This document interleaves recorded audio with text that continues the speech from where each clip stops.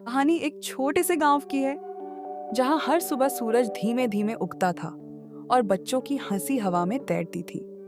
इसी गांव में रहती थी एक नन्ही सी बच्ची, मासूम, होशियार, लेकिन भीतर से उलझी हुई।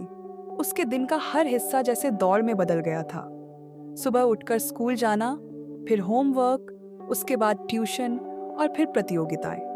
हर रोज जैसे कोई नई चुनौती उसके सामने खड़ी हो जाती।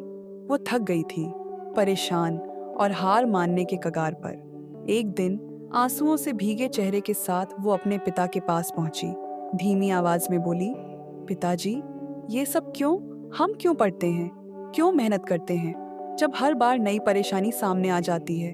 क्या ये कभी खत्म नहीं होंगी? पिता मुस्कुराए नहीं। उन्होंने कोई उपदेश नहीं दिया, बस उसकी आंखों में देखा और कहा, आओ कुछ दिखाता हूं। वे दोनों रसोई में गए।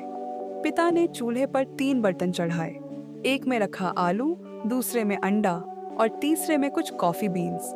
वक्त बीता, पानी उबलने लगा और फिर चूल्हा बंद कर दिया गया। पिता ने आलू निकाला, जो पहले सख्त था अब नरम हो चुका था।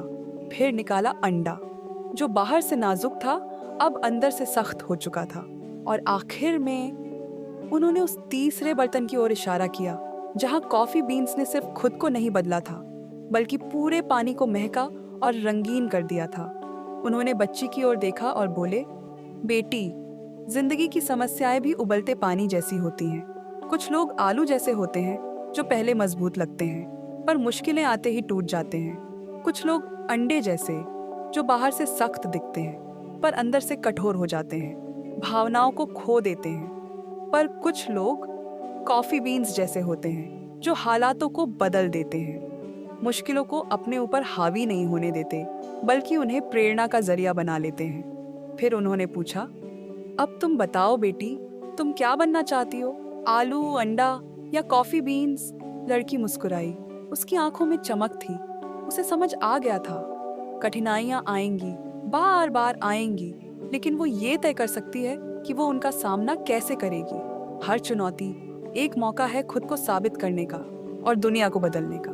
तो अगली बार जब जिंदगी तुम्हें परखे, खुद से पूछो, मैं क्या बनूंगी? और याद रखना, ये तुम में वो ताकत है जो हालातों को भी बदल सकती है। तुम कॉफी बीन्स बन सकती हो।